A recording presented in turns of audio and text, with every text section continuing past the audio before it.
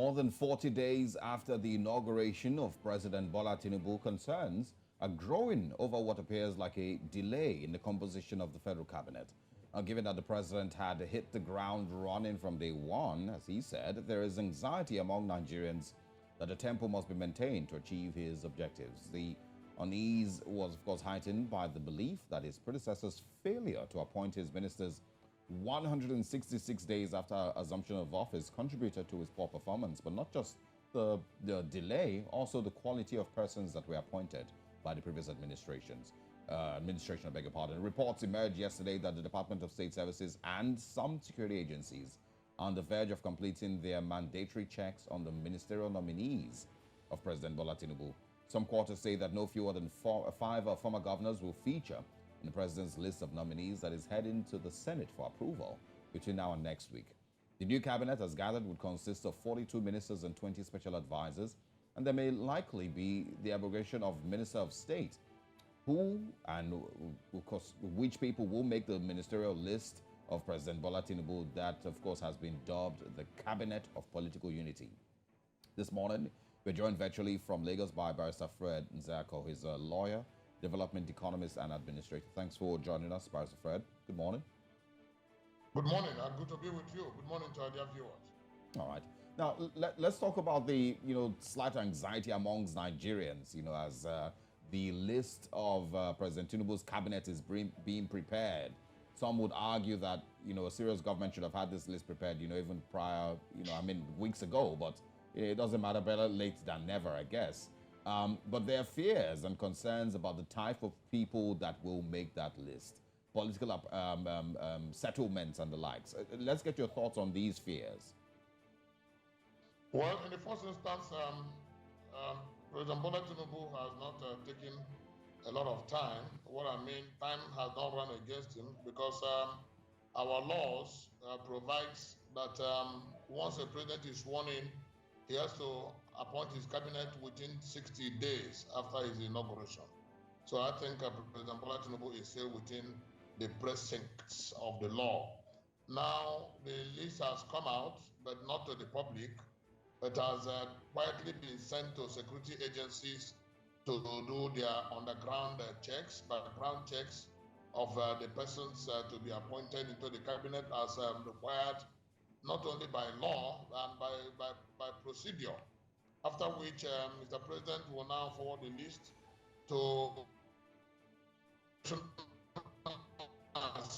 Assembly, precisely for legislative action by way of screening and affirmation, after which the cabinet will now be said to be fully established, and then they'll be inaugurated and sworn in by Mr. President.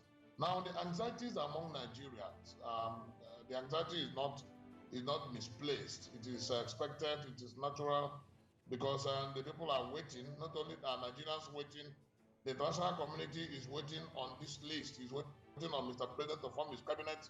Like the team from Britain said, they want to deepen their relationship with Nigeria, and they are waiting for the cabinet to be fully in place. So we expect that a lot of things, when we say the president will hit the ground running, he's not going to run alone.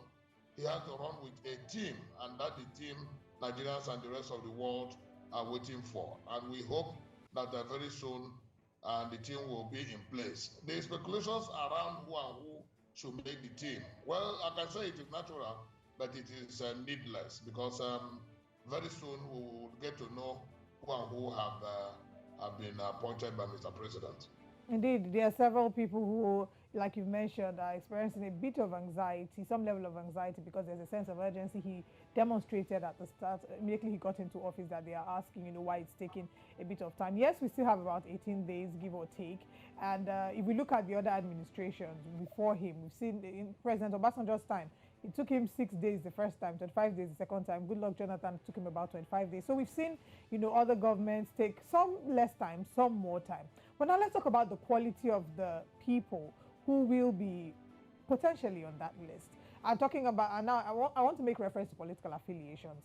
I'd like us to bring up the Daily Sun newspaper. Earlier today, we're reviewing the papers, and on the front page of the Daily Sun newspaper, there was a headline that read, It says, consider APC members for ministerial and other appointments, Adamu tells Tinubu.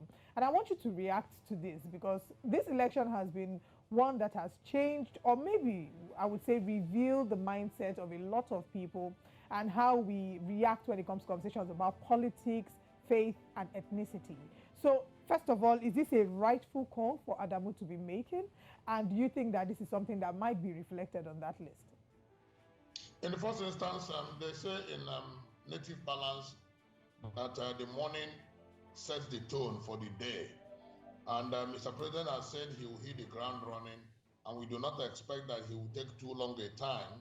And like you said, rightly said, he still has enough time within which to appoint his cabinet. One of the major failures of the past administration, Buhari administration, was his confused state of mind with respect to appointment of his cabinet, where he took over 6 months before he could form his cabinet. And that is what has informed the amendment of the Constitution and our laws, which has made it reduce the time frame, make it a legal issue, so that 60 days the president must appoint his cabinet. Now, the issues about who should be there. President Bola Tinubu has said and has also been advised that he should try as much as possible to bring in people with capacity, people who have the ability to drive the Nigerian state to join him in his government. And in doing so, he has also been advised to look beyond his immediate political party. And there are reasons for such advice. One is to ensure that there is unity of purpose as a result of the nature of this immediate past election. And then when we talk about government of national unity, that is where the angle from where the advice is coming from, such that he will look beyond his political party, so that this concept of winner takes all will be minimized. And then other political parties, members of other parties, members who are not people, Nigerians who are not even politicians, the ones you call technocrats, those who are very knowledgeable and passionate about Nigerian development, should be brought on board, in which case Mr. President should go beyond only appointing politicians. Yes, a politician can also be a technocrat, and a technocrat can also be a politician. So the line between politician and technocrat is not very wide. It is not a broad line, and it's not very distinct. But what is most important is that there's a wide line between merit and mediocrity. There's a wide line between somebody who has the capacity to achieve a particular result and he who does not. And we urge Mr. President to appoint people, men and women, who have that capacity. And above all, the passion for Nigerian development and the passion for the welfare of the people. A man or a woman that has capacity but is not passionate about the welfare of the people may not be the kind of person that we expect to join this cabinet, because the Nigerians have suffered a lot in the past 8 years, a great lot, and the signs are not very bright that the suffering will stop, except if you appoint people that have passion, people who would not be inordinately greedy, and people who will not put their hand in the cookie jar, people who will not embezzle money, and people who will allow the money of Nigeria to work for Nigerians. These are the kind of people that we expect Mr. President to appoint to his cabinet, and not people who will never be satisfied by whatever they have.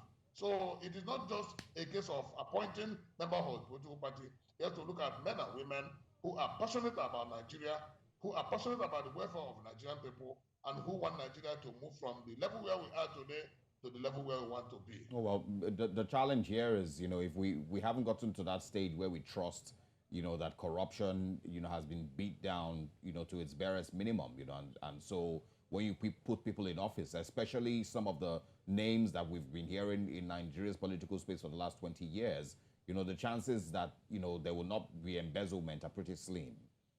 It's not just about the persons you put there, it's about the systems that are also in place to checkmate embezzlement and to checkmate stealing of Nigeria's, funds. But that's one thing. Another thing I want to ask is, would anybody, be wrong to complain if the president creates a list that still has persons like the former governor of Rivers State, Nyesom Wike, former Kaduna State Governor Nasser El-Rufai, former Governor Kayode Fayemi, and former Governor Abdullahi Ganduje. These are some of the names that have been mentioned in that list. And what would that tell you of the trajectory that Nigeria is going if we have persons like this making a list of ministers in the current administration?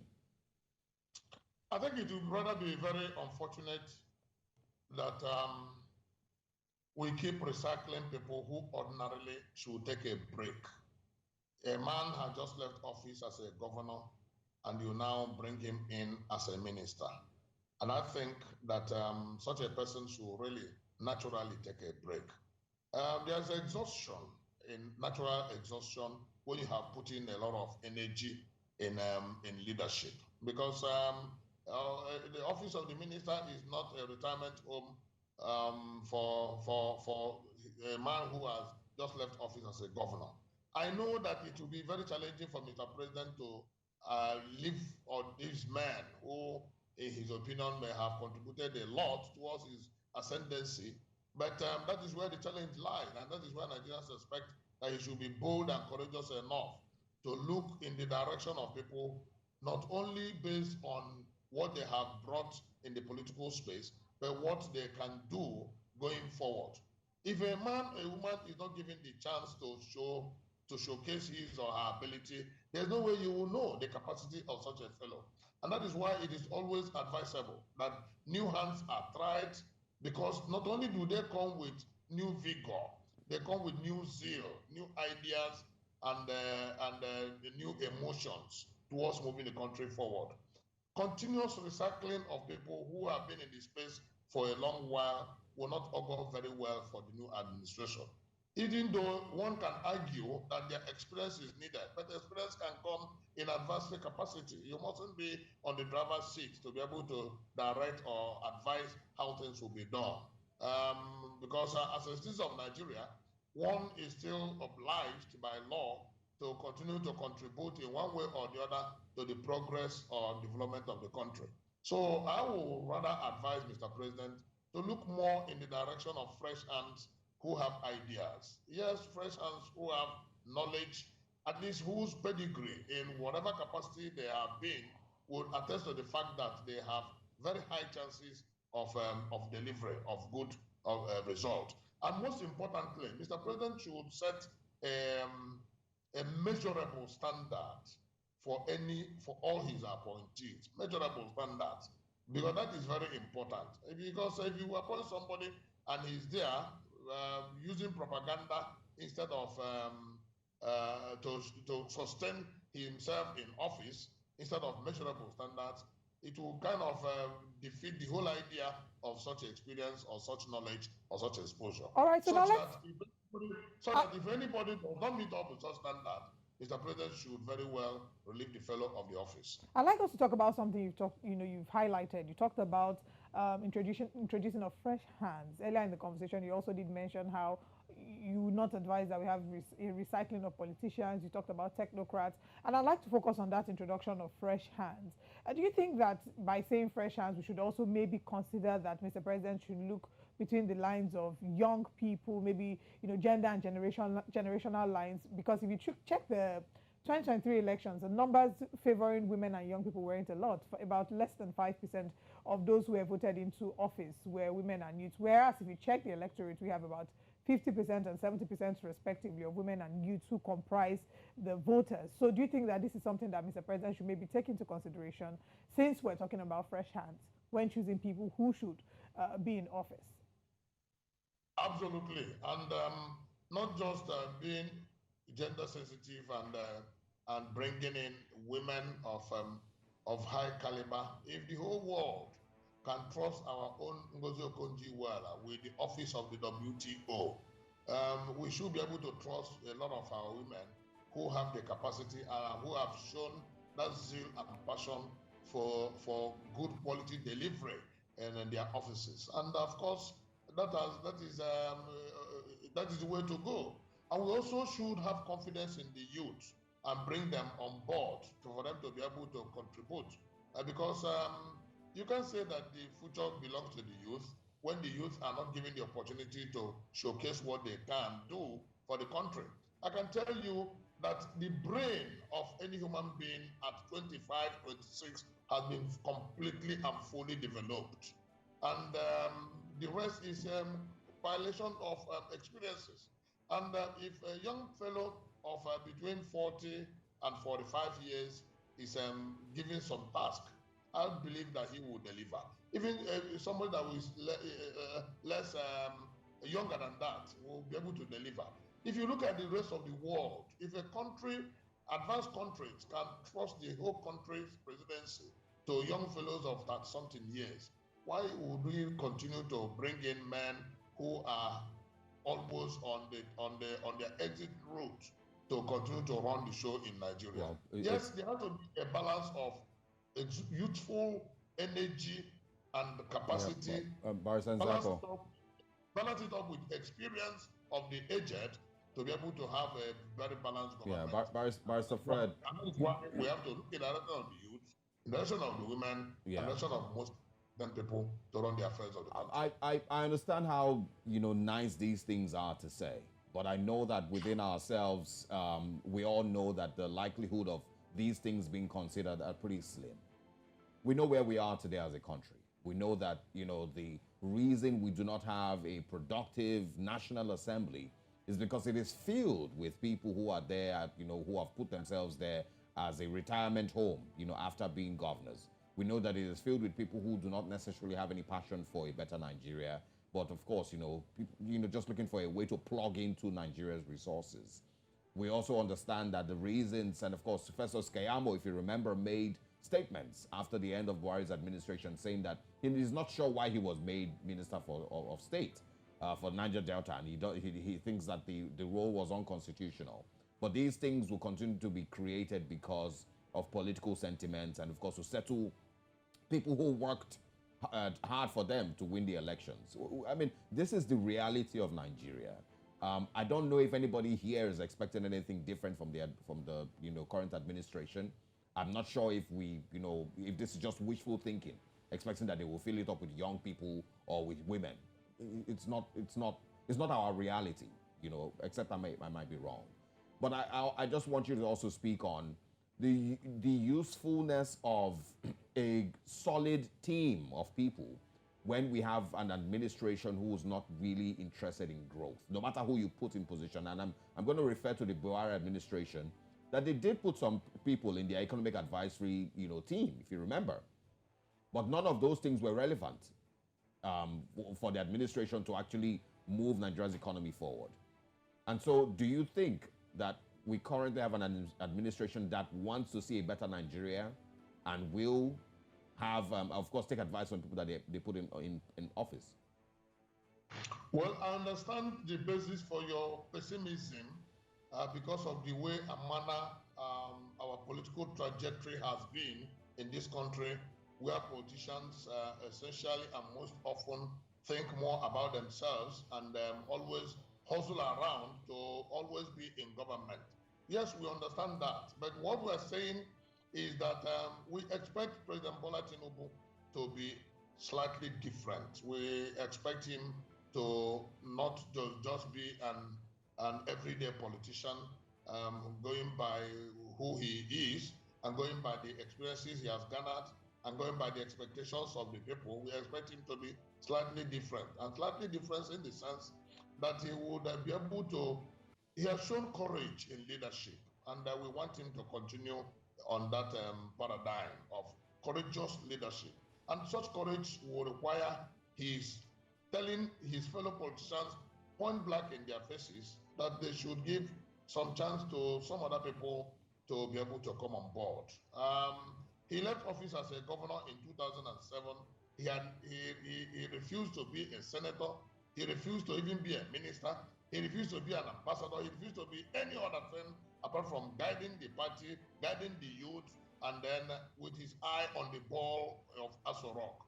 Today, he is in Aso Rock as the president, and we expect that whatever that is in him that propelled him to this level, should further propel him to lead Nigeria aright.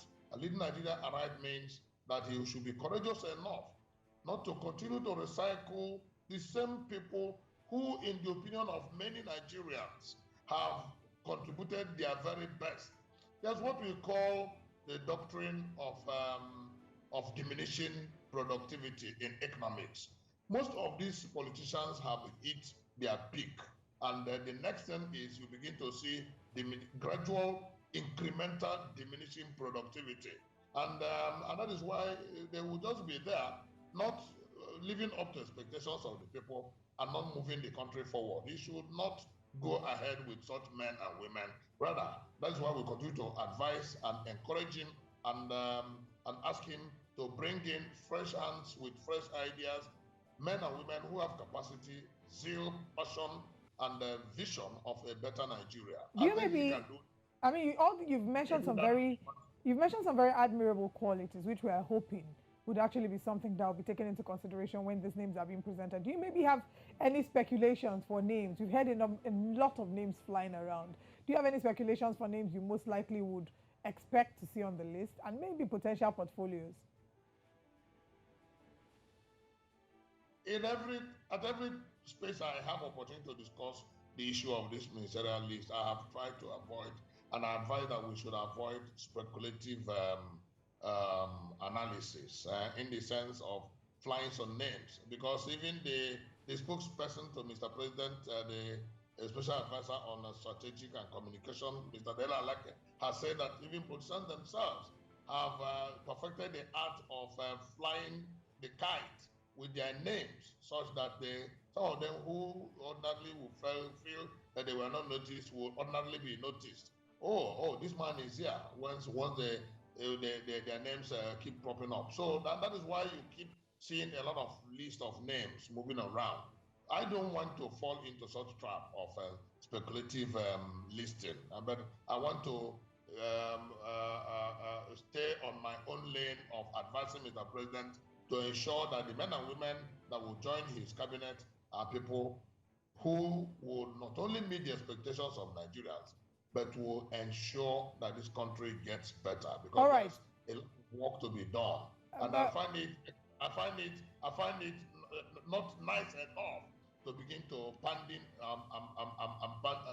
with names that may make the list. All right, I'm going to mention a name, but this name is not what I mentioned. I'm going to make reference to the paper Vanguard. It was the 9th of July. I'm going to just read a quick excerpt, and I want you to react to it. It says, in Ondo State, there have been calls for Tinubu to acknowledge the significant contributions made by Governor Rotimi Akeredolu towards his emergence as president. According to advocates, Akeredolu actively supported Tinubu during the 2023 presidential campaign, in which he mobilized the Southwest region to rally behind Tinubu's presidential aspirations, despite facing opposition and sabotage attempts. They also said the governor stood firm and fought valiantly for Tinubu's cause, even when his high-ranking colleagues contested for the same position. I want you to react to this, as well as the mindset of rewarding. It seems that the ministerial position is being used as some form of reward to people who are in office, or people who have maybe served the current administration, especially in the 2023 elections. It will be very curious and very unpatriotic to ask that Governor Akeredolu, who is currently serving as the governor of Ondo State, abandon his state to go and pick up ministerial slots. So what they are asking, I'd like to add a bit of clarity, context to that. What they are saying here is it is crucial for Tinubu to acknowledge and appreciate these efforts by allowing him to ensure that it is Governor Akeredolu's men that are well represented in President Tinubu's cabinet. Again, I will not stick with that school of thought that will always think of those who had worked for the president. I can tell you that every voter in Nigeria deserves the best, and every voter has worked for Mr. President. Even those who didn't vote for Mr. President have also, in one way or the other, encouraged our democratic process, and every voter deserves the very best we can get. And then if you look at the people who say have worked for Mr. President, then we may be having over 2,000 ministers, but of course you know that is not possible. And we will even be surprised if the cabinet is allowed to be bogus as usual, yes, the constitution has made it a minimum of 36 because of one minister coming from each state and the FCT, making a minimum of 37. And then by extension, the past administration have used the idea of one representing each geopolitical zone, which is not in our laws, but the political practice of previous administration. But we want to see a gradual restructuring of the system where the overbloated bureaucracy of government is touched and minimized. So doing that will mean that Mr. President will not allow his cabinet to be a very bloated cabinet. We need all the money we can get towards our capital development and not 70% of our budget each year going for the current expenses of taking care of the few people who work for government. So we need to have a paradigm shift from what has been the norm to what should be a development-oriented movement towards a better Nigeria.